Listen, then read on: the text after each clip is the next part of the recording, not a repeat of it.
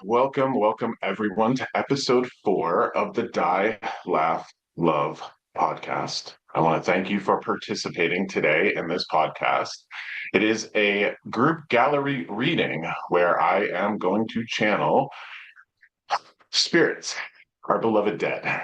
Now, what I do ask everybody to do as we jump into this is, I know there are some people that have seen me before in groups and in one-on-one scenarios, but I ask everybody to do this whenever they cross paths with me.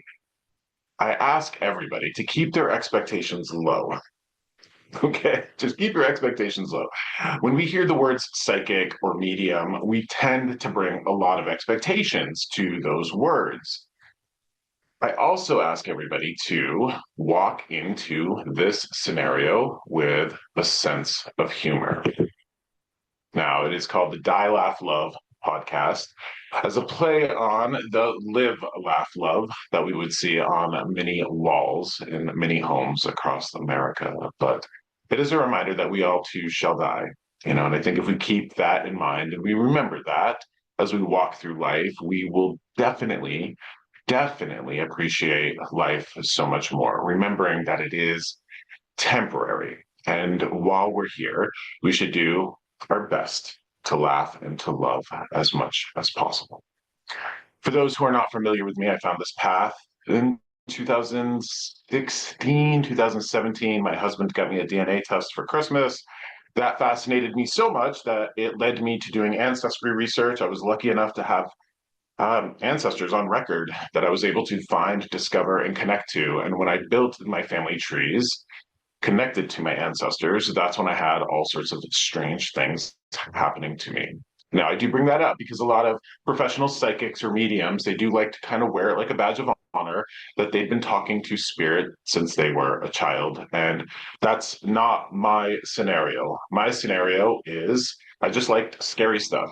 I was a kid of the 80s, grew up through the 80s and the 90s, loved horror movies, loved Stephen King, just loved the spooky stuff, couldn't get enough of it. Halloween, favorite holiday. Grew up just a working schlub in northern New England here. It was the DNA test and the ancestry research that did connect me to spirit in that way. So I always encourage people, if they can, to touch base with their ancestors in whatever form or fashion, whether it is online or through another service where you can find out who your grandparents or great grandparents were, where they came from, what kind of struggles that they went through, because it will help you appreciate your life that much more. And, it's a good reminder. We've just walked through the Thanksgiving holiday where, that's our holiday of gratitude, but we should do our best to maintain an attitude of gratitude every day. We are right around Christmas time. It is a holiday of gratitude, being grateful for what we have, being grateful for the people that we have, the memories that we've been able to accrue over the course of our life. I do want to remind everybody again, and this is just a spirit thing as I'm experiencing it. Life is temporary, and I don't want to be a Debbie Downer, but I do want to remind everybody that you have a certain amount of years, which means you have a certain amount of Christmases, you have a certain amount of winters, a certain amount of holidays. And we should do our best not to walk through them full of stress, full of worry. We should capitalize on them and take advantage of them as much as possible as we go through our life. So remember that the Christmas that we're about to share together is one of the last ones that you're going to have in your life. Don't want to be a Debbie Downer, but do your best to make the best of it and make those memories for your loved ones with your loved ones. Now, what I want to remind everybody is that as a medium, I am channeling essentially feeling, sensation, impressions, very few circumstances I can recall where I'm getting words or complete sentences. I don't get names or anything like that. And I do want to remind everybody that the intuitive side of us, everybody has it. Everybody has a connection to spirit. The intuitive side of us, the emotional side, is the side that spirit speaks through. Now, we do have two parts to our consciousness. We have that emotional, intuitive part, we have the intellectual, rational part. And what will happen is that we'll receive receive something from our guiding spirits, our ancestors, our beloved dead. We will feel it, and it will take approximately a half second before our rational intellectual mind kicks in and translates what we receive in our voice. I've sat with many clients where I've told them, your grandmother is telling me that you should get to the ocean, you need some ocean time, or you need to go out and see some live music, or do something to that effect. And time and again, people will say to me, you know what, I was just thinking about that. And I have to tell them, you weren't thinking about that. You were receiving it, but because you don't understand how that relationship works, you just think that you're thinking of things randomly. I do want to remind everybody that those sensations, those connections that we all have, they will increase when we zone out, when we're driving, when we're doing dishes, when we're in the shower, when what the Buddhists call the monkey mind calms down. We're not full of anxiety, we're not full of worry, and our mind isn't doing the hamster on the wheel thing. So, in those times when you can chill out, relax, meditate, even find stillness, spirit will speak to you in a louder voice. So, please take that away from today. Please take away the fact that you are connected and that your loved ones are around you all the time, sending you these messages of wisdom and guidance because they see things from what I call the 1,000-foot view. They want the best for you, and they're trying to communicate with you to get you to listen to them. Okay. So when it comes to this work and what I do here, I'm essentially going to start channeling a particular spirit. And this spirit is one of yours. Okay. So I'm going to need you to participate in this. So I'm going to describe this spirit. I'm going to start talking to you about what this person was like. And then it becomes a collaborative session. You're going to unmute yourself. We're going to talk. We're going to deliver messages. I can tell you the man that I have here is very excited to have this opportunity to talk to you. Now, I will have to perhaps deal with a couple of people unmuting themselves going, well, that sounds like my grandfather, that sounds like my father, that sort of circumstance. But I will be drawn to one person more than another. That spirit will give me information to let me know who they are. So we're going to get started. What I need from everybody here is to just pay attention to the words that I'm saying, even if you don't get a reading. Because what I know in these group galleries is that spirit and the spirits that help me will bring forth information that essentially everybody can benefit from, not just the one person that I'm reading. Okay. So I want to talk to folks about this man's been with me since last night because he knew that I was going to be doing this today. This is one of those spirits that have kind of been hanging out with me, very much looking forward to this circumstance, knowing that I believe daughter or granddaughter is here, perhaps both. All right. I want to talk to people who would have had Italian heritage. Okay. This is Italian heritage. And what's interesting is the first thing that this man gives me is what I think are either dominoes or dice. Okay. So I want you to think about dominoes because I'm seeing what looks like, the black square with the white dots. And we could see that as a dice, but I really think it's dominoes. I think this man might have played dominoes. I do get a very strong push that this person is Italian. This man is Italian. Okay. I'm hearing or feeling the words like fish market. I don't know if he did something in a fish market. But it's interesting because I think his daughter, or don't take this the wrong way, please. Whoever's here might be or might have had a little bit of like a wild child streak. Okay, like she might have been a little like hellraiser, perhaps in her teen years or in her 20s. Okay, and interestingly enough, this man is kind of proud of that. That there was a uniqueness to this person that they marched to the beat of their own drum. Okay, so first and foremost, I want to talk. Right now, here we go. I've got somebody who's my grandfather. I think is calling them a wild child. So somebody's gonna have to raise her in and say, yeah, I was a little wild when I was younger, but I want to talk to somebody who's got an Italian grandfather. Domino's ringing a bell for anybody, Italian, anything. And this is where I'm going to need somebody to speak up. Okay, so you're going to have to unmute yourself I and have a talk to me. grandfather that passed. I'm not sure if it's me though, because I don't connect with Domino's. Give me a moment. I'm going to apologize here because, of course, my volume isn't all the way up. Say it again for me, Jessica, please. I have an Italian grandfather. I don't connect with Domino's, so I don't know if that's me or not. Okay. Does fish market mean anything? Not, I mean, I was thinking earlier about how we used to have fish on Christmas Eve and how we're not doing that this year, but I don't know. Okay, so hold on. That's going to be like another spirit. Like there's somebody else here, and I don't know if this is for you too, but uh the dominoes, I really kind of, this might be a city person because I almost feel like they're sitting in a park playing dominoes, and this might have been something that they did earlier, but this is definitely somebody who played games. If this isn't dominoes, it's dice. They definitely played games. They would have like played cards, games, something to that effect. They would have passed the time in that way. Do we have other Italian grandfathers here that are perhaps connected to a city? So Jessica, don't unmute yourself. Keep yourself off mute, okay? Or like on unmuted, please. Uh, this really feels like I might be in a park in a city. So Hey is this Josh. person from a city? Josh, it's Louise. Hi.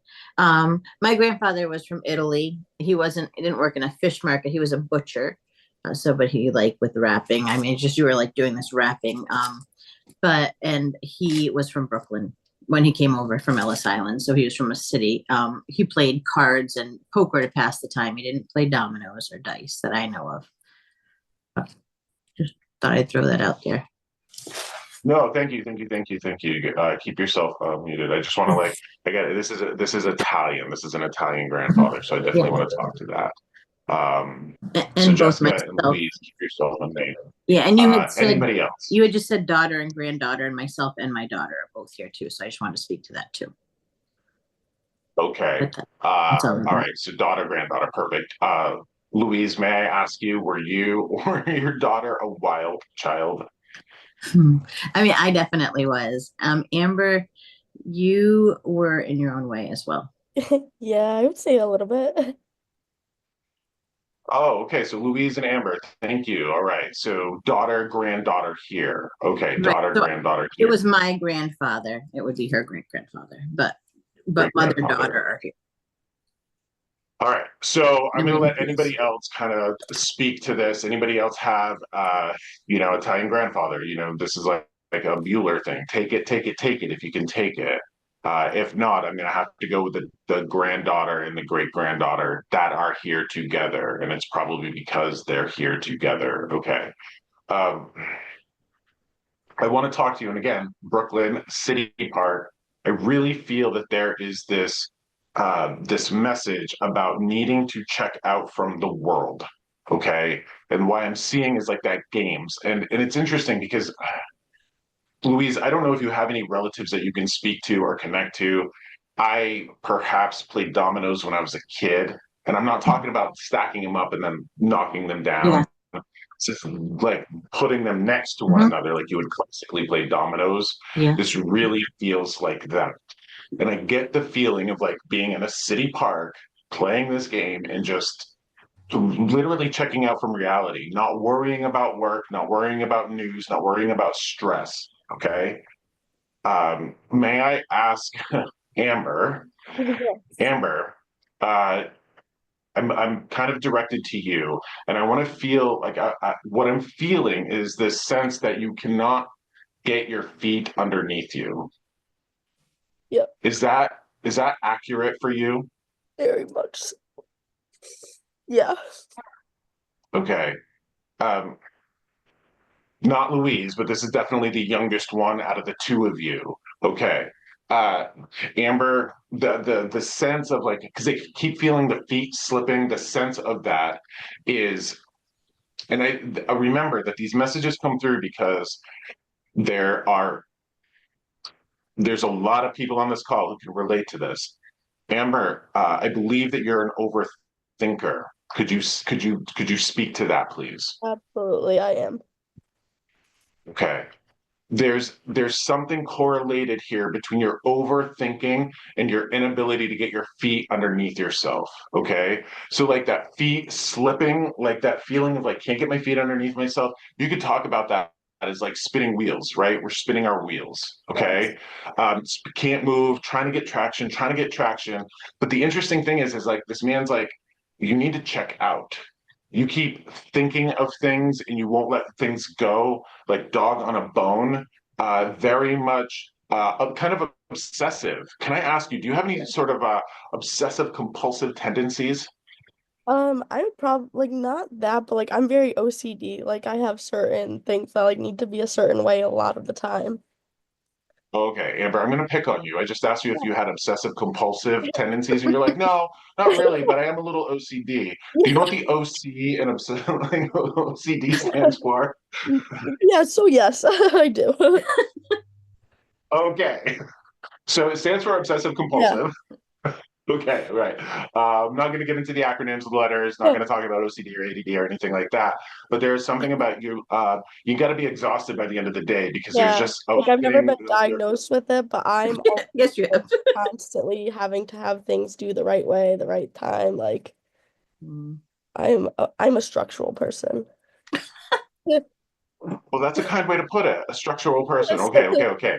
Um, there's something about you being unable to let things go, always trying to figure things out. Yes. And it's interesting because I don't get the impression that like even when maybe you like do play games or try to have fun, Yeah. I don't think that you shut off a part of your brain even when you're doing that, even when you're like checking out and having fun. And this guy keeps showing me like the park and like playing dominoes, sitting in the park. Yeah. There's something that everybody here needs to hear about, especially when people are obsessively trying to figure things out. If anybody on this call is like feeling like their feet, they can't get their feet underneath them, they're spinning their wheels, they can't get traction. I think that we can all just sort of obsess over circumstances or situations in our life. And there's this hyper analytical behavior I think a lot of us can relate to, that if we have these challenges, we're just going to kind of obsess over them and try to figure them out. This man's coming through because he needs you guys to know that uh, that's it's not going to work out for us. Yeah. Now, there's something interesting about this because when I was talking, and there's a reason why I was bringing up the emotional intuitive part of our self and the rational intellectual part. Here's why: is that when we lose ourselves in perhaps games or art or hiking or walking, the answer that we're seeking might actually come to us. So this is really fascinating because I don't know why I have to say the things that I have to say, but I do know that when I have to perhaps think of something or maybe get a little bit creative or find a solution in my life, I'll go for a drive. I know that going for a drive will help me get an answer because I'm quieting the rational intellectual part of my brain down so that more emotional intuitive brain part of us can kind of become more dominant in our equation, and that way spirit can work through us. So if we can't come up with a solution because we're over intellectualizing it, over rationalizing it, can't let go of it, we need to relax. Now, as I'm saying this, I think that there are people on this session here today that can relate to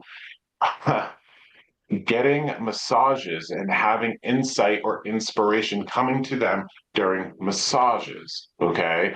I've gotten massages before, and you chill out, you relax. So I think that it's very important for people who are hyper obsessive, hyper aware of situations in their life that they're trying to fix, that they absolutely find time to quiet their mind. Okay. Now, Amber, I'm going to ask you because this is for you, not Louise. And full transparency, I know Louise. I've met Louise. I saw Louise yesterday at the mistletoe market. I don't have control over who comes through here.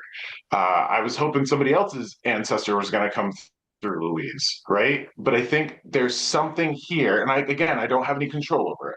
there's something here about Amber being here because this is the first time that I've ever seen or met Amber. So this isn't for Louise, this is for Amber. Amber can't get her feet underneath her. She's very hyper obsessive.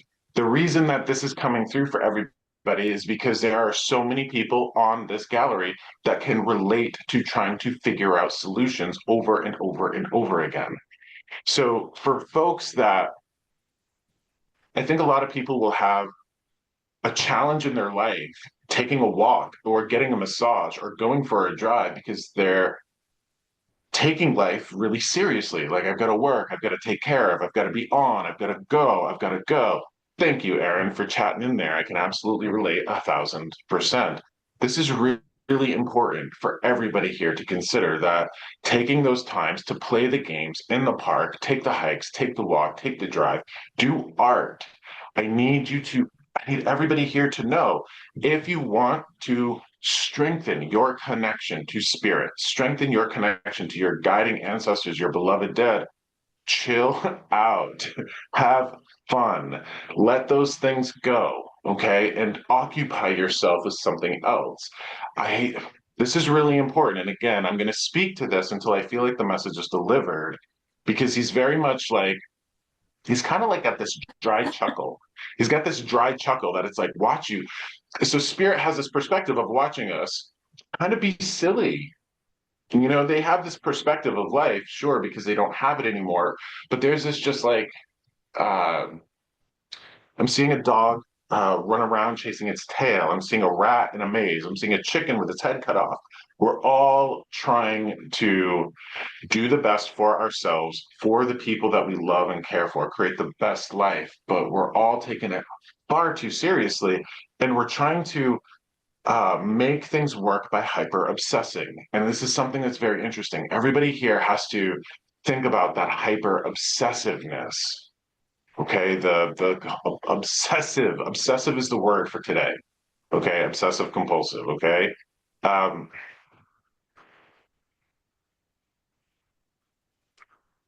But Amber, I've got a question for you. Oh, I was talking about like the wild child, like Louise being the wild child, and I want to tell everybody this the symbol that spirit gives me for the wild child. The wild child to me is a little bit of purple hair dye.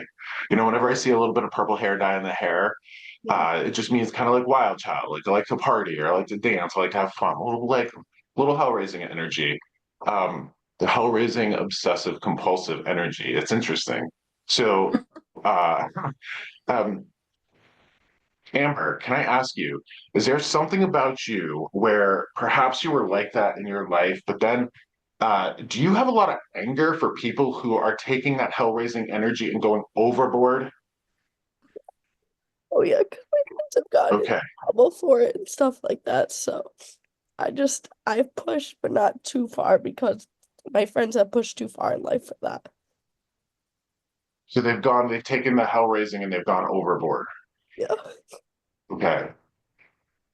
Okay, so that the message here for everybody is, like we can't walk around and be saints. You know what I mean? Like we got to have fun in life. I mean, I'm a big believer that life is a vacation because it's temporary. This is a temporary place where we enjoy ourselves. We can take that joy and we can bring it too far. And I'm picking up on some anger in you, Amber, that make sure, and this is interesting because I think why a lot of people perhaps in this gallery might not be having fun is because they equate having fun with the people in their life who have taken it too far. They've overindulged. Okay. So it's like I'm watching people in my life having way too much fun. They're not paying their bills, they're not working. And God damn it, I'm not going to be like that. So I'm going to be, straight laced. I'm going to have blinders on and I'm going to just walk the straight and narrow.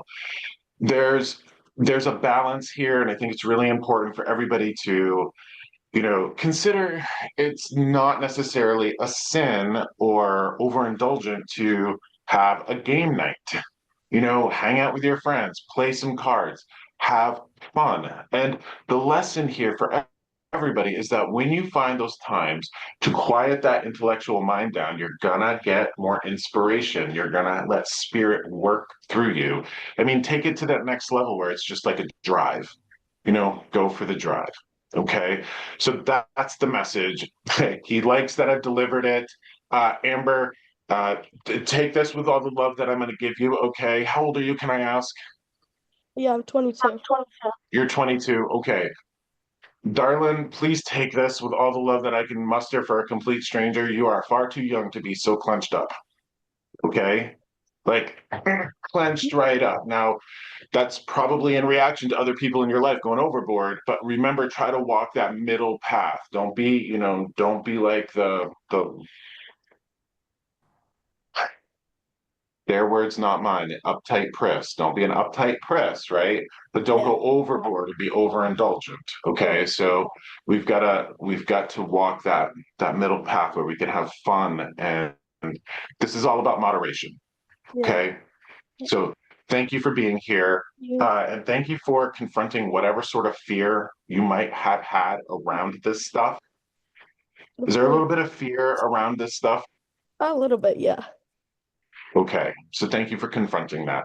Louise, always great to see you. Mute yourself, my friend. Okay. Thank you for everything. Amber, great to meet you. You. Okay. Thank Take you. that message and continue to be an example for your friends, but don't go so far to the other side of the spectrum. You become really uptight and clenched up. Okay. So, thank you. You're very welcome. So go ahead and mute yourself, please. What I'm going to do now is, uh, okay, complete different shift, complete different shift to a grandmother. All right. I want to talk about a grandmother. What she's showing me, and this is important, what she's showing me is what looks like a little jar of jam. She would have done jam. I'm seeing sort of like, and this is like a country thing. I'm seeing what looks like the cloth. This is like old country, old New England stuff where, a little mason jar of jam, you'd take like a little piece of fabric or something and put it over the thing, and you'd see the fabric and maybe a ribbon. Kind of, you would associate that with sort of craft fairs. I believe she did that. I believe her granddaughter is here. There's a grandmother here, and this is interesting because this is near the holidays, where she wants to celebrate you for continuing on in the traditions. I'm not necessarily sure that you're actually making jam or jelly, but she gives me that jam or jelly as like um, a symbol of what she would have done. And now you are doing your best to continue with those traditions. She wants to celebrate you and she wants to talk about how perhaps your family's kind of driving you crazy. Okay. So I want to talk to anybody here who has a grandmother who would have done jarring, jamming, canning, fruit. I'm saying raspberry jam. And then I want to talk to somebody who's here, continuing on in the traditions for the holiday, for the family. So if this is connected to you, please unmute yourself. It might be me. And it might, Who's me? Who's me? Say me. My name is Raise your Tanya. hand for me. Tanya? Tanya. Okay.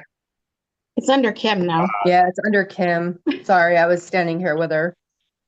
Okay, so I see a Kim speaking, and then Amy, you're unmuted. Do I see an Amy unmuted? Are you thinking about this as well? Okay. it might be. What I'm getting is that this woman's granddaughter is kind of an old lady. Okay, like you got some like old lady stuff about you, all right? Like you'd probably like to keep things simple. I'm not really feeling like Tanya or Kim. Okay, so hold on one second, but don't mute yourself yet, Tanya. Amy, do you relate more to like kind of being like an old lady? Um, with the kitchen stuff, yeah, I do a lot of canning. I make jams. I make hand lotion. I raise my own meat. I have a garden. I do the homestead thing. Gotcha. Okay, so Tanya, this is for Amy, okay? Because I'm Yep, feeling it's for for Amy. sure. So thank you, Tanya, for chiming in. Amy, I forget to put folks on spotlight. I really do feel like this is for you, okay? So I'm going to put you on spotlight. So it's going to bring you up for everybody, okay? Yeah, I know. And I'm going to add me too, okay? So I'm going to spotlight me so we can kind of be side by side here on the video, okay? I want to talk to you about this. This is important. Did Graham do the canning and jarring and jamming as well? Yeah, well, both of them did. One of them did a lot more, I think. I'm not sure, but they both did. So it could be. Okay. You're gonna know which one by this. Okay, you're gonna know which one by this. Well, one side of their family is driving you crazy. So like they're kind of like how do I say?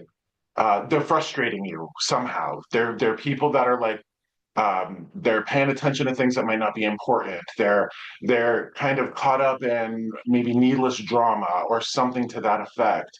There's something about you holding on to tradition and values in that way. And it's interesting, I do believe, and I don't know how old you are, right? I'm sorry that I'm like using the term old lady, but there's something very important about there's something very important about you being the matriarch. Okay, like the center of the web, somebody that people lean on, and then there's a sense of like frustration of the people in the family around you. Do you know what side of the family this is? Uh, I'm assuming it's my dad's side because I only know like two cousins on my mom's side. So Okay, I was feeling male, so I don't know if it's like your dad's side feeling the male energy or if it's actually males on that side of the family. But it's interesting because it's like wrangling herding cats or getting people together. There is this energy of thank you for continuing on in the traditions. And this is a really important thing because I was talking to Spirit. I was like, hey, I want to talk to holiday traditions. I want to talk to those sorts of things. Let's talk about Christmas and traditions. And as soon as I was thinking that, I get this grandmother who used to do the jarring and jamming. And can I ask you, did she put a piece of fabric under the um, I under don't the know. I don't know if she did. She died 7 years before I was born, but I have done that. I did that for my daughter's bridal shower. That was the favor, was jam that I had made, and I used scraps from a dress. It was leftover fabric from a dress my mom had made for herself because my mother and my oldest, all my kids were close to mom, but my daughter was getting married and she was very close to my mom, and mom passed away years before that. So it meant a lot to Colette to have scraps from, that were her Grammys on the jars. okay. Oh, no, this is definitely for you. This is definitely for you. Here's something that I need to speak of though. And this is why when I was talking about you being kind of frustrated with people, it it definitely had the male vibe to me. Okay, so there's something about, and here we go. I got to speak to it. There's something about men, generally speaking. There's exceptions to every rule, but generally speaking, men are sort of perpetual 12-year-olds. Okay, so a lot of Uh-huh. like women can relate to the idea of feeling like they need to raise their husband, kind of taking place of mom and all of that. But there's this sense of frustration, okay? And there is this sense of she wants to praise you for that because, like, you're just somebody who won't give up. Do you know what I mean? You're just somebody who will not give up. They're not, I don't. I don't want to take a lot of time as to why that happens to men versus women, but it Okay. is a generalization, okay? And there's a lot of men in this world that are perpetual 12-year-olds. Around 40, 45 is when they kind of come out of it. I speak Yeah. from experience. I'm 45, okay? So there's a deep appreciation of you sticking with it and continuing on in these traditions, okay? It's super important. Now, what I love about working with the dead and the ancestors is that we live in a time of so much complication. We're inundated with information, um, and anybody who's kind of looking at humanity from a higher level, the internet, social media, cell phones, it's changing humans. Our attention spans are so much smaller. We're inundated with so much more information. It's literally changing our brains collectively. And there is this common denominator between this Italian grandfather and this very traditional grandmother that's coming through and just like remember the basics, back to basics. Okay. So when I say to you, Amy, that there is this sense of being like an old lady, you know what I mean? There's a whole lot of things that we can equate with that. I'm not even sure if that's the proper term. I sort of think that it's more the, I think it's more I don't want to say country because you could do this in a city, keep things simple, sweetheart. You can keep things simple, keep things basic. And there's an appreciation for that. Just being mindful of not being inundated with so much complication and the struggle that comes with watching people not have the same priorities as you, especially of the male species. So thank you for this. Now, I do have a question for you, Amy, important for you.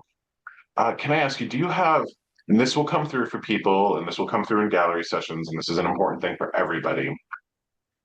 Do you have reactions to junk metals if you wear them? Like if you wear junk metals, like earrings or piercings or something, we Yeah, I rashes. can't wear junky stuff. It hurts. Like my ears will swell up if I have earrings on that aren't good posts. Yeah, I can't wear crappy earrings. Okay, so I'm getting that for you for a reason. And remember that this is for everybody on the call. So anybody here that has those reactions to junk metal, okay? Mhm. So Amy, you might not like to hear it, and the other people on the call might not like to hear it, but we're going to talk about it. Don't dye your hair, okay?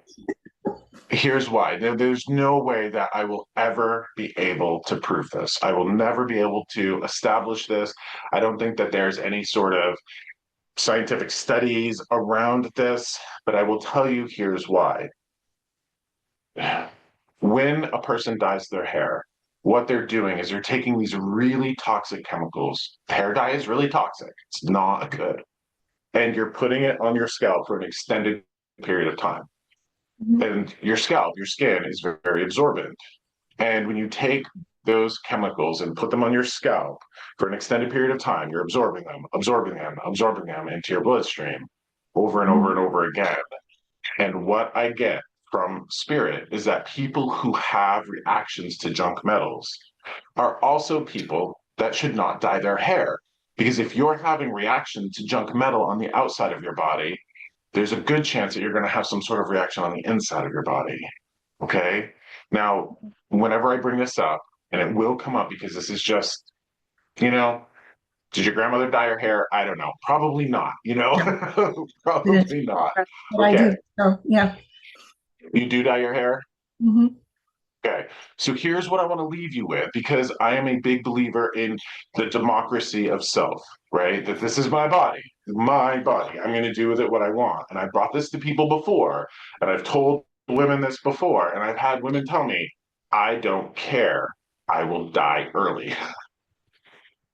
Like their hair dye in their hair and their cosmetic self is so important to them that they will shave literal years off their life. Now, this is like the example of me going, hey, are you a smoker? You probably shouldn't be smoking, but you're an adult. And if you want to do that to your body to get through, that's your choice.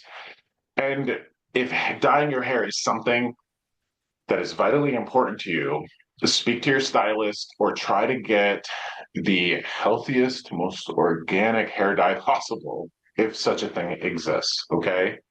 Okay. Just be mindful of it because those reactions, from what I'm gathering, are pretty severe. Mhm. Okay. Yeah. Would you also say, that you're dehydrated? As lately, I've been trying to be better about drinking water. Yeah. Okay. You have wood heat or pellet heat in your home? We have a outside wood furnace. I mean, it's outside Okay. the house, but yeah, we have a wood furnace. You've got dry heat in your house. Mhm.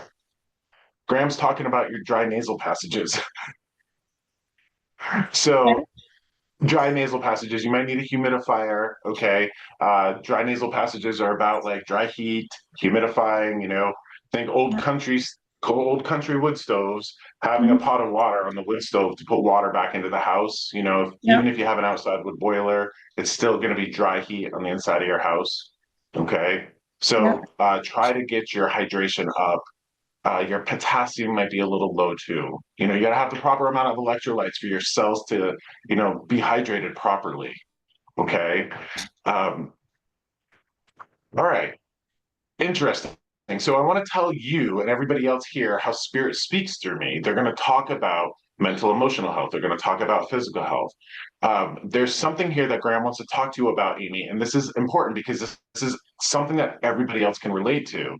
When you feel like you're the only adult in the room, you know what I mean? When you feel like you're in charge and you're the one that has to make the decisions and you can't turn to anybody, that there's a sense of isolation and loneliness from being the only adult in the room. That's going to come from being a mature woman, and being the only adult in the room. And what's fascinating is that what she's telling me is that you are doing everything you can to be as successful and abundant as you can for you, your family, all of that. There's a sense of, again, there's something that you have in common with Amber of she's talking to me about you trying to like get it right, figure it out, get it right, make it work, whatever this is. And she's talking to me in relation to this of I don't know what wound in your heart she's speaking to, and I don't need to talk about it publicly, but there's a really important message here for you and everybody else here that you are not a failure. You are anything but. If there's any sort of emotional battle or conflict that's going on inside of you, of like, I can't figure it out, I can't get it right, I have nobody to turn to, I feel so desolate and isolated, like on a desert island, stranded alone. She's like, you're doing the best you can with what you have. You you're just dealing with people that might not be other adults. So there's a sense of loneliness or isolation. Okay. Uh, she's saying, and I don't think such a thing exists. She's saying a support group would do you well. Finding other people that have these sorts of emotional conflicts of like, I'm the only one that knows. Everybody turns to me. I feel like I'm the only adult in the room. She's like, you need to find other people that feel like they're the only adult in the room for their families. This is mom, this is wife energy. Women have it so hard. And if she's talking about a support group, is there actually a support group that you've been I have considering? no clue. I I have no clue if there is, but I'm not a support group person. Like I reach out to close friends if I need someone to talk to, but I would not feel comfortable walking into a room. I actually I have a close friend that goes to AA, and I was visiting her, and she goes devoutly every day because that helps her. So I went with her, and I went and sat through the meeting with her, but I don't think I could do that. I mean, and I'm No, I get oh, it. but I don't think I could do the support group thing. I get it, but you know what I'm talking about when it feels like you're the only person in the room, Yep. right? The only adult, the Yep. only person that can make decisions. You know, I can't reach out to this person. I can't reach out to that person. And I feel like I am the center of the web making the decisions. And there's something about, and it doesn't take a psychic to get this, but there's something about anxiety being high in your life because I'm feeling a difficulty to breathe. Like it's like hard for me to catch my breath. So there's something about you. I'm telling you what, 90% of the people on this gallery right now, I could guarantee you could relate to this. I can guarantee you they feel alone. I can guarantee you that if y'all wanted to sit in a circle, oh, I get it now. Your grandmother just showed me like a knitting circle. So it's not necessarily a support group, but it's like, how they used to do that back in the day. They used to like get together, bring their knitting or crocheting or what have you. They all used to just sit in a circle and knit and crochet. We don't have that as a community, and I think that we suffer for it. Yeah, some places do. No, it's funny because when I was in college, that's kind of what my room was. My roommate crocheted, I embroidered. I had a friend that knitted, and there was a couple others of us, and we joke now that we started Stitch and Bitch before it was cool. So yeah, Okay, so see why she's showing me that yeah, knitting circle that's sitting around, but you don't have that anymore. Okay. Uh, I wish that we had access to these things. And that's an interesting thing because what's wild to me is that our ancestors are watching us in this technologically inundated world where we are struggling, where we're feeling isolated, we're being inundated with media, social media, news all the time, worry, stress, pain, drama, all of that. And we're increasingly being isolated because we're not sitting in the town square, like knitting and crocheting with people. So, Amy, I will ask you to do your best to maybe reach out to some friends and maybe show them how to crochet and, like, what was it? Bitch stitch? No, well, several years ago, there was something they used to call it stitch and bitch when your friends would get together and you would do that. Yeah. Okay. Now, I don't know I if want to one just bring here. something up that's fascinating here. Hold on. I want to bring something up that's fascinating. Let's go back to the conversation that I had with Amber. Okay. And how Amber can't get her feet underneath her, and how Amber feels like she can't gain traction. And Amber, I'm sure, feels like she's the only person in the room, when she's around these friends that are acting like the fool and going crazy and, being wild. But that message from her grandfather was very much like play the games, chill out, okay? Take the drive, the crocheting and the knitting. What does that do that occupies our mind? That's exactly an example of what we were talking about with Amber. Mhm. Yeah, and it's a connection to her and my mom and everybody else that's gone. Okay. So when you are somebody here who is a person of values, and this is you're raising your own meat, you're canning, you're keeping things traditional in that way. It's vitally important to do that, especially when the world isn't doing that. So, I wish that I could just pick you up and plop you into a knitting circle or a stitching bitch or bitching stitch or whatever it is. I wish I could do that. Are you local here to like Littleton? Are you local to New England? Um, I grew up in the Northeast Kingdom, but I live in the middle of New York State now. Ah, get you. Okay. Because I was like, here I am thinking like we've got this space, and I'm like, we should do something like that here. I'd love to learn how to crochet. You know what I mean? And I'd love to get people together. I don't know if this is a Zoom thing that people could do. Just get your needles and just like, I don't know. I don't know, maybe. I'm not sure if you could do that somewhere locally to you, or perhaps not be so proud and reach out. You're not. How do I say? You're not inundating people that love you. When you have people that love you in your life and you go to them with your heartache or your problems, you're not doing them a disservice, because the people that love you want you to go to them with your heartache and your heaviness and the weights that you're carrying. I think a lot of us, especially in America, are rugged individuals. There is this concept of being rugged individuals. I don't need help. I'm not going to lean on anybody. I'm going to get through it by myself. It's very hard for us to reach out to help, reach out for help, Mhm. or just another friend, and interestingly, make sure that when you do reach out for help or when you do have your bitch fest to whatever degree, wait, okay. Marielle just put in the chat, I belong to an online women's group, The Art of Circling. It's changed my life. Marielle, thank you. Do you have a website that you could look up and put that in the chat for everybody? Because I'd love for Amy to get that, or anybody here that could relate to that sense of isolationism. I think it's really important for us. I do think it's a big problem with, here we have Amber. She's spinning her feet. I know Louise, she's got a wonderful mom, so she can lean into her mom in that way. When Amy doesn't have her mom and she's going to feel isolated, like the only adult in the room, it's going to be difficult to reach out to people. And I think that we all have to kind of stare that in the face, because that's what our loved ones want. Okay. Now, Amy, Mhm.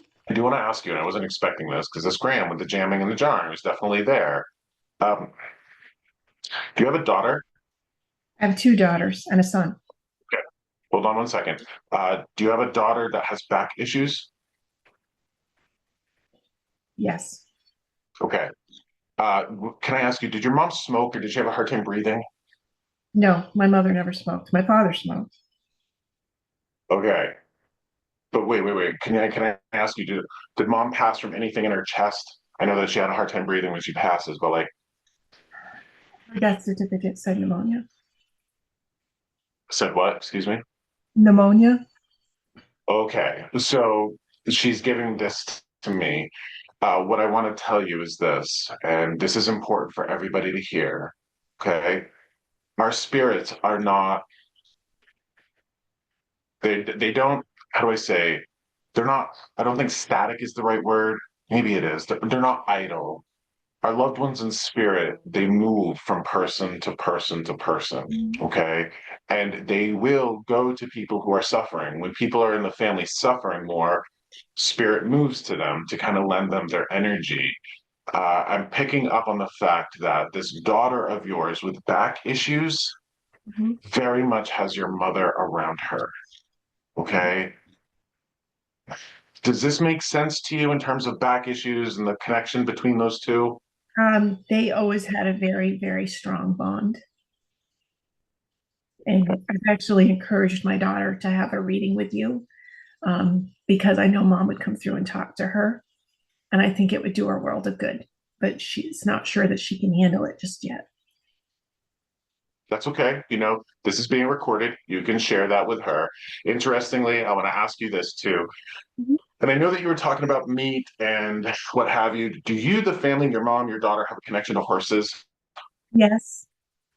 Okay, hold on one second. The reason why I say this is because I'm smelling horse manure. Okay, like horse manure, Yeah. in a good What if way. you walked outside my house? Yeah. Okay. But this is a good thing. This is a good thing. Like there's something about uh I'm country, I'm northern Vermont, New Hampshire. Mhm. Uh I can't say that I like it, but I don't dislike it. You know what I mean? There's something specific about horse manure and the way that there's something good about your family and horse manure and being around horse manure. Can I ask Uh-huh. you, is the daughter isolated away from horses, horse manure? There's a horse farm across the road from her house, and she will walk over there to visit the animals with her little boy. Okay. Please, please remind her that when her stress and turmoil go up, it's appropriate for her exposure to horses to go up. Okay. There's just like I'm a huge believer in epigenetics, and I don't know if you know what those are, but it's kind of like ancestral memory that comes through our genetics. It's like why horse people have horse people, or nursing people have nursing people, or music people have music people. You know what I mean? It's like there's something in the blood that carries through.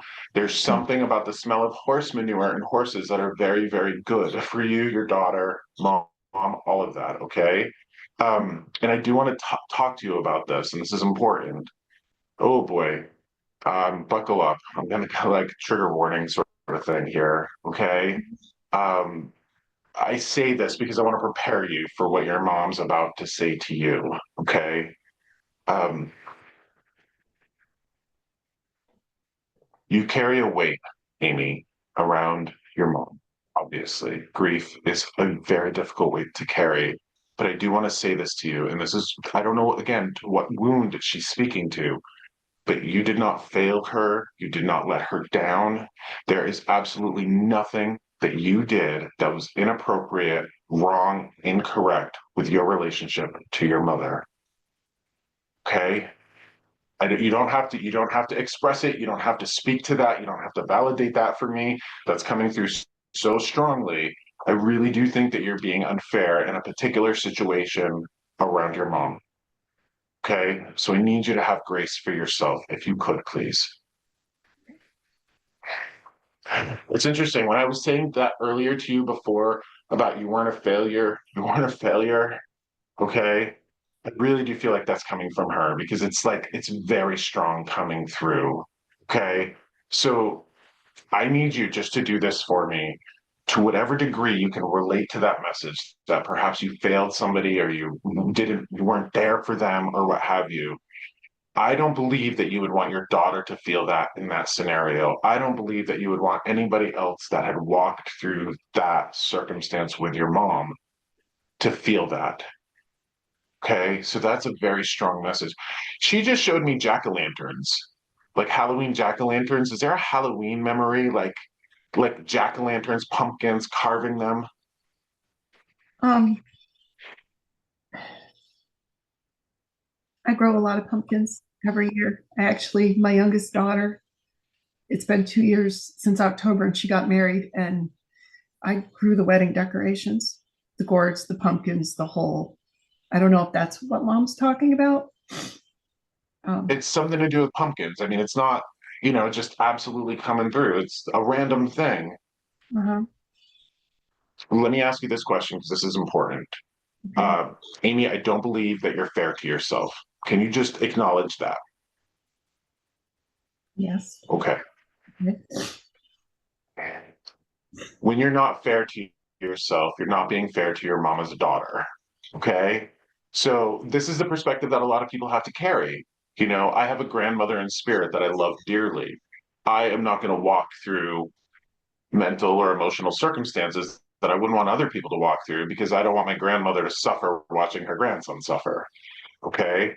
So when you're Mhm. fair to yourself and just practically fair to yourself, you remove yourself from any sort of undue suffering, and your mom can watch you live life in as much peace as possible. The question that I have for you is this.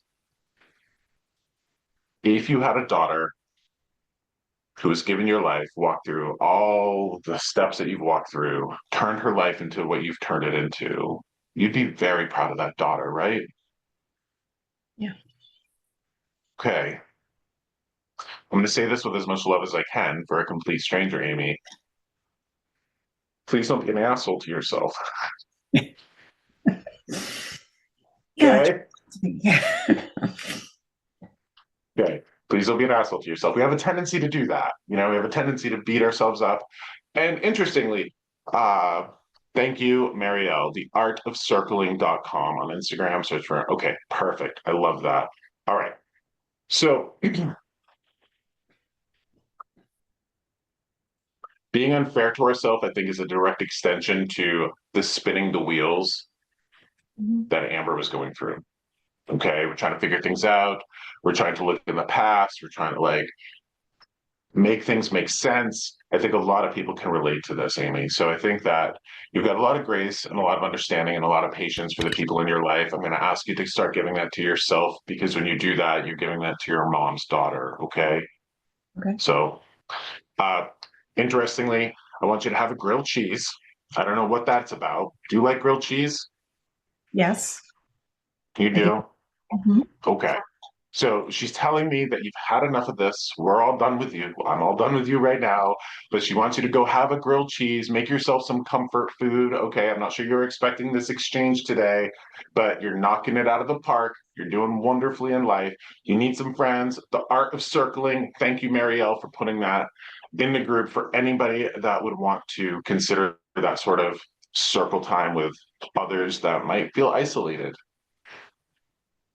She's proud of you, Amy. Okay, so make sure that you take that. And interestingly, I don't know why this is. Don't be shy with the butter when you make that grilled cheese. Okay. I know why that is. Could you fill me in why that is? My mom made butter every day until my father's death, and we sold the cows. And I mean, it was 1979 when he passed away, and they had just started telling people not to eat butter. It wasn't good for you. Have margarine instead.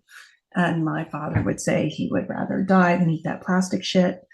And yeah, and of course now they say butter is good for you again. So it's just funny. Yeah. Well, don't be shy with the butter, okay? Okay, I won't be. That's funny. All right. I Thanks, love Josh. that. I love that. Make sure you have a Merry Christmas, okay? Yeah, Merry Christmas and Happy New Year to you. All right, thank you for that. I'm going to take you off spotlight and I'm going to bring forth I'm gonna bring forth somebody else here. Here we go. I'm gonna remove me from spotlight. There we are. Remove spotlight. Okay. So I want to talk about a dad coming through. This is a dad. Interestingly, he was the third one coming through. I want to talk to this is a multifaceted man. I believe he was in sales or obsessive about money. So Interestingly, I love how he did this for me, and I want to explain to you how mediumship works for me, and I think a lot of other mediums can relate to this. And this is one of the reasons why this stuff kind of kicked off for me later in life. Spirit speaks through a symbol library. So spirit is going to speak through a symbol library. Spirit, if I have never experienced it before, spirit can't show it to me in my mind. I've had this with foods, I've had this with different cultures, I've had this with different experiences. So this father is talking to me about being just like Clark Griswold from National Lampoon's Christmas Vacation. Okay. So I want to talk to somebody here about a father who would have been just like Clark Griswold. Okay. He might have been a goofball, but I think the reason why he's associating with Clark Griswold, and this is important, is because he's talking about being obsessed with money. This is a father who would have just had absolutely, he would have placed money, accruing money, working above every other value in his life, including love. This is what he's indicating to me. And there's a sense of interesting. I don't think he hurt people intentionally, but I think that he might have hurt people through neglect. There's something about him instilling like the fear of loss of money. This is a man who would have just absolutely been obsessed with money. And it's interesting because I feel like his daughter, maybe even granddaughter, but it feels like his daughter is here and having to sort of deconstruct that programming. Like, uh, no, I'm gonna focus on love. I'm gonna focus on experiences. I'm gonna focus on making memories. I'm gonna make money. But this is interesting because you would not have wanted to have been just like this father. This father would have put money, the fear of money, and I think he got it from his father, who I think went through the Great Depression. So there's this like poverty that would have come down through the family. This father is saying that he neglected people because of work. He keeps saying that you are like he's regretting. He's regretting this because there's this sense of giving somebody a carrot to chase. Like, you know, the donkey with the chasing the carrot with the stick. The donkey can never get this carrot. He was like that. He's sorry that he would have even imbued that in you and you would have had to deconstruct it. So I need to speak to somebody. Please start taking you off mute. If there is a father figure in your life who would have been in sales, who would have absolutely just worked for money, and that would have been his number one priority. Remember that you are going to be on the opposite side of this.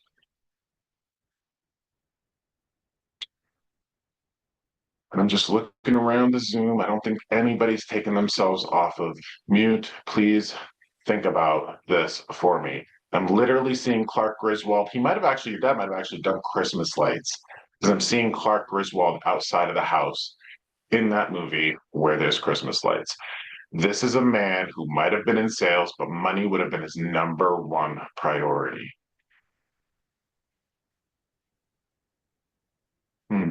I do have a father that passed away that was a money provider, but I don't know of any connection with that movie. So the reason, hi Don, thank you for that. And I love that your dad would have been a money provider. Okay. Yeah, Was that his number one thing? And do you know if his father was poor? not certain. I don't think so. I wasn't really close to my father's side of the family that much, meaning Okay. knowing his father. Yeah. Okay. Can I ask you, was your father a goofball at all? Yes, he was very funny. Okay. Because this Could man be is like my Clark. dad. Okay, hold on. Who else is speaking? Give me your name, please. Kim. Kim. Okay. Hold on, Don, because I'm looking at you, Don, and I'm feeling that. You know, you said there was a money provider. Okay. Now, what this spirit is saying to me is that he would have instilled the fear of loss of money. It would have instilled the fear of poverty in you. So I want to talk to you, Don. Do you have any sort of money financial fears from your dad? Yes. Well, from my dad, no. I mean, maybe you haven't correlated it, but this is very much like I worked so hard. I just concentrated on money so hard. I caused the other people in my life to be afraid. He's going to be a goofball energy too, because it's like the Clark Griswold thing is like, this is why I said he's multifaceted, because there's this like funny sort of goofball energy. He would have worked really hard. He would have paid attention to money so much that the idea of scarcity is terrifying. Maybe he didn't like go, you got to work hard, money's not guaranteed, but there's something about the way he lived his life caused people that he raised to be afraid. No. Mm-mm. I don't think so. So, anybody else here with a dad like that? And I get like sales too. You know what I mean? Dawn, I'm going to ask you to mute yourself if you could, please. Thank you for chiming in. I really appreciate that, because this is where people speak up. Now, Sally, Josh, you raised your hand and you unmuted yourself. Okay. Was Dad in sales? he wasn't in sales, but he was a truck driver over the road.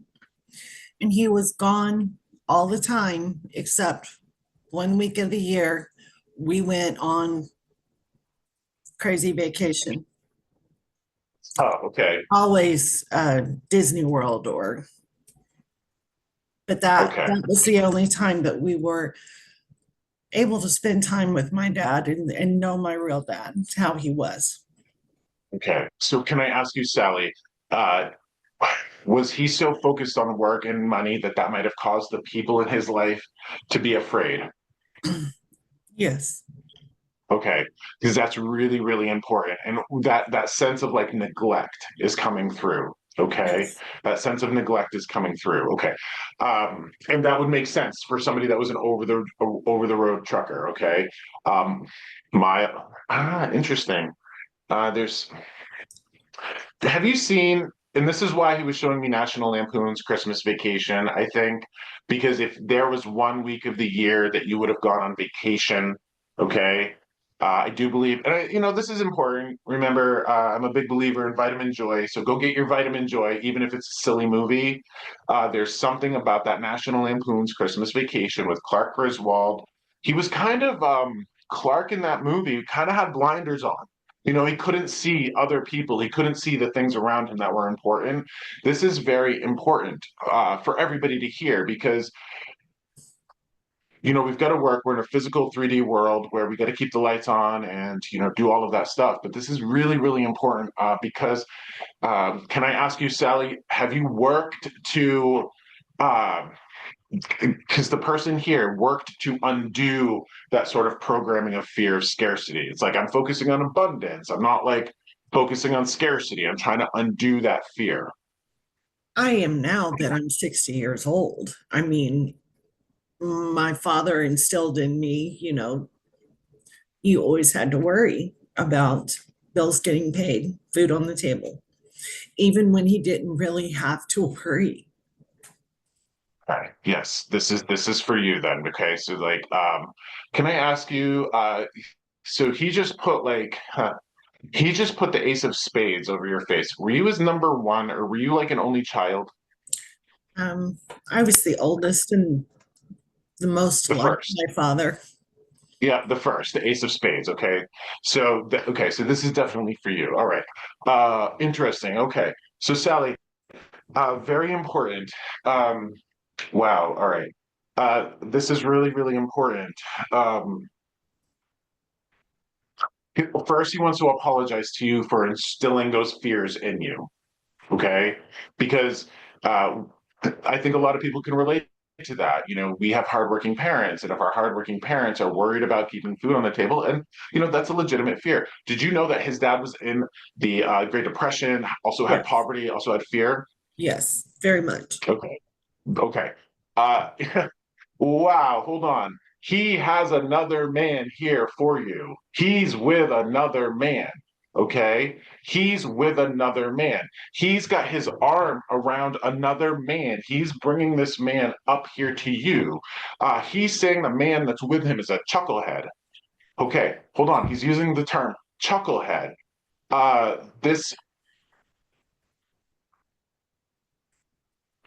Sally, can I ask, do you have a husband in spirit?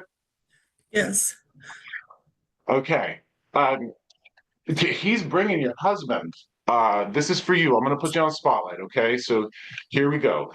And this is fascinating because I'm going to spotlight me as well because he wants to bring, gosh, he's bringing this husband to you. Hold on, hold on, hold on.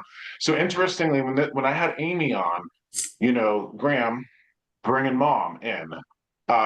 Why I have to relay this to everybody, and this is really important because there's a science to the afterlife, there's mechanics to the afterlife.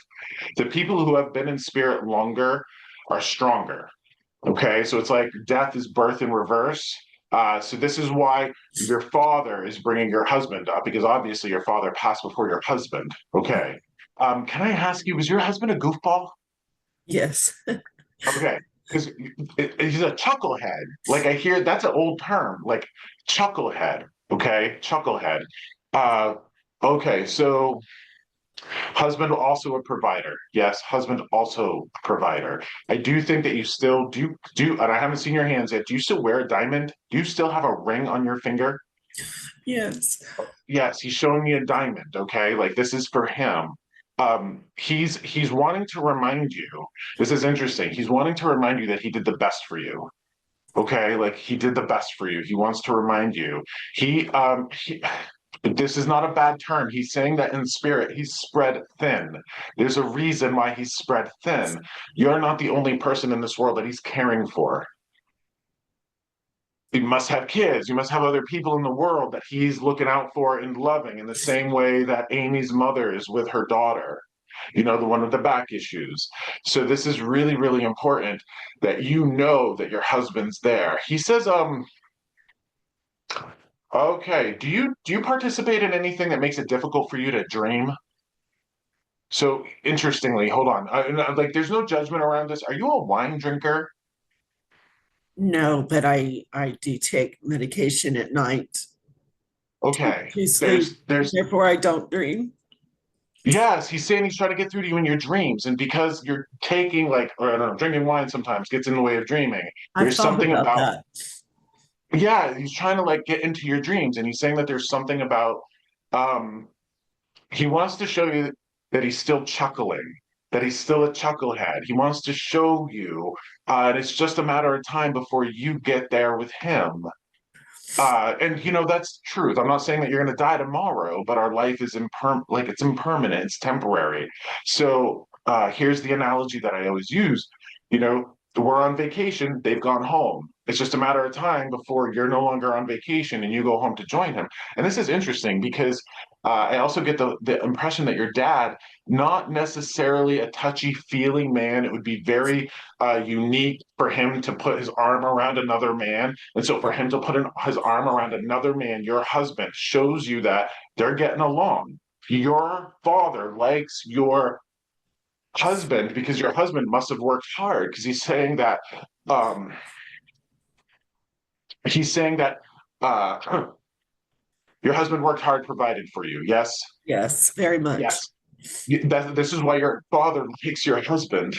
This is why your father likes your husband. Okay. Really, really important. Do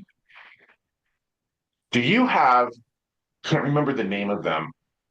They were kind of big in the 2000s and the 90s, what have you. Figurines. I see the angel over your shoulder. That's interesting that I see the angel over your shoulder. But do you have any of those like wooden figurines with like the no faces or like a family set of figurines? I have Christmas ornament figurines that I've kept for years, years. So are they not out this year? No, Because they're not. I get the impression that like they have to be put out. Okay. I also get the impression that they're like a family. So I don't know if it's like the manger set. I don't know what this is, but if there's like figurines to put out, um, he's asking you to. Okay.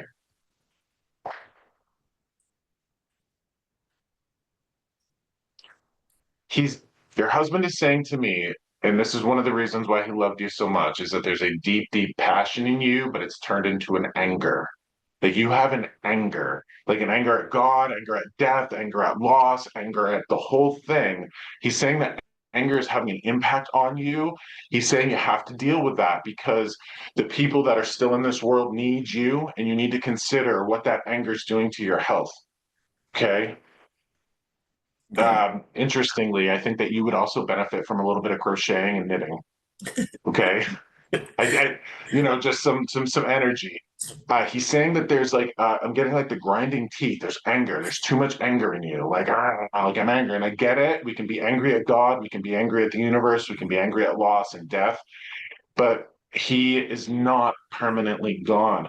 What is the chocolate peppermint thing that he liked? He's giving me like chocolate peppermint. Is there like a grasshopper or like a thin mint? Oh, he liked anything sweet, anything, anything bad for you. Um, Not really peppermint, chocolate covered cherries. Okay. Is there an Andes mint thing? Like, is there like holidays Andes mint? He specifically did not like those. If he got those at a restaurant, he gave them to me. Gotcha. So that's why he's showing me the chocolate mint. Right. He would give that to you. Okay. Always, Okay. always. Um, he wishes that he had physical hands so that he could uh scratch your head. He wants to like scratch your head. He wants to like give you the goosebumps and like almost, I don't want to say pet you like a pet or a dog, but he very much wants to like scratch your head. That was a quirk he had, even with our female friends. He loved to mess up your hair. I Um, mean, I knew that they were a true friend when he would actually put his fingers in their hair and mess their hair up. okay. So do you see why he wants to do that to you? Yeah, Like he just yeah. wants to show that to you. Okay. Yeah. The other interesting thing too, he's talking to me now. I love this because I think, what did I say to Amy? Don't go light on the butter. Don't skimp on the butter. Don't go light on the butter. He's giving me really buttery popcorn, which is popcorn is the way of saying like watch our movies, watch the movies that we used to watch together. I'm seeing Smokey and the Bandit. I don't know if that's something that you guys would have liked back in the day, but he's given me like cars, like that Burt Reynolds Pontiac, like Trans Am sort of energy. Was there movies that you would have watched that would have had cars and engines in it? Absolutely. Yeah. Okay. You got to take this to the next level because he wants to live vicariously through you. He wants a date night with you. So get those movies out, get the popcorn out. He's there with you in spirit. Oh, wait, you don't have a Christmas tree up. I do, but it's half-assed. Okay. There's something about your Christmas tree that's like, he needs you to like take it like to the next level. Um, I don't know if there's no garland. I don't know if there's something that's missing. Yeah. You only have a certain amount of Christmases left, Sally. So please be sure to please be sure to celebrate every single one that you have before you're no longer on vacation and you've gone home to be with him again. Okay. Um,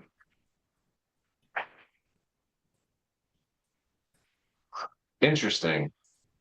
He's throwing me a whole bunch. Like I see him putting his hand over yours. Okay. Like who would have held your hand like that, hand over yours, right? Uh, I do get the impression that you two would have sat somewhere like that. And here's an interesting thing.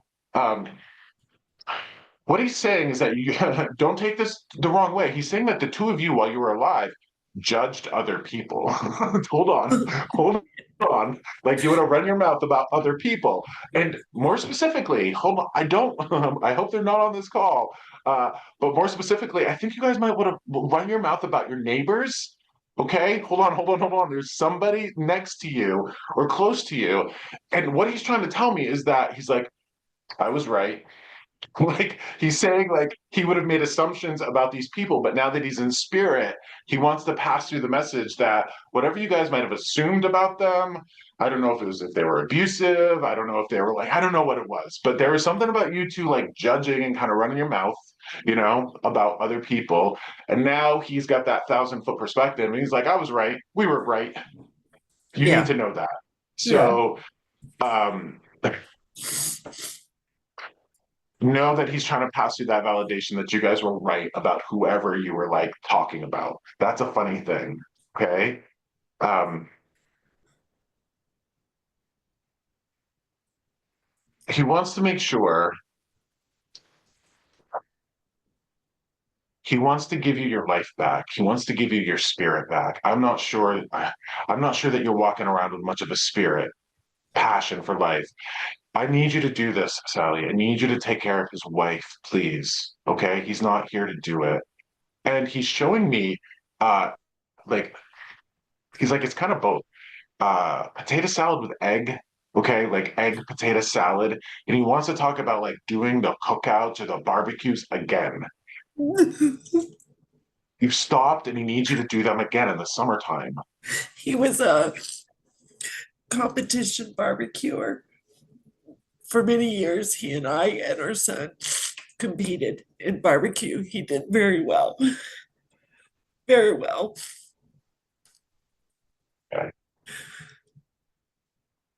I use this analogy a lot to talk about our body and our soul, but as we're here in life and we're on vacation, we're the horse and the rider. Okay. And when we pass, the rider gets off the horse. It doesn't go anywhere, it stays right here with us. His horse, his body is no longer here with you, but his rider is. And I know that it's very difficult when we're stuck in the throes of grief to feel that. But he needs you to know this. He's just giving me the smell of cologne. I think you smell his cologne randomly. Yeah. Okay. He's trying to remind you of that. He's trying to remind you, he's trying to pick your spirits up. So, okay. Please put the candy canes on the Christmas tree. I put them on and then I took them off. They're sitting in a jar. Please put the candy canes back on the Christmas tree. Okay. I will. Now, Sally, if that doesn't show you that he's around you all the time watching you, I'm not sure what does. Okay. Thank you. Look at all this love that you're getting here. Everybody's giving you these virtual hugs. Okay. He loves you so much. He needs you to have the best Christmas. Okay. I don't know how old you are, Sally, but I could probably say that you're in the last third of your life. So, you got a few Christmases left. You don't got as many as you do when you're in the first third of your life. While you're here, celebrate, live your best life. So when you get to where he's at, you guys can look back on the time here and know that you lived in love, not in anger, not in fear. Okay? Super important for that. My friends, have to draw this to a close. I have a session coming in at 4:30. I want to remind everybody here to do your best to take care of yourself. Sally, I know that you want your husband to be at peace. I know you do. Your peace is his peace. And this is what everybody should take away from this relationship with spirit, is that when we walk in peace, our loved ones in spirit have peace. Our loved ones in life have peace. So when we cultivate our peace, we give peace to them. When we have fun, we show them that we're having fun. I want you to have a movie night with him tonight, okay? I want you to look up those movies. I want you to make big bowl of buttery popcorn. Don't skimp on the butter, right? Don't go light on the butter. And when we're done here, Sally, go hang those candy canes up on your Christmas tree, okay? I will. All right. So much love to you. Thank you for being here. I really appreciate everybody that was here. So take care of yourself. Have a Merry Christmas, a wonderful New Year, and I'll see y'all soon. Bye-bye. Bye.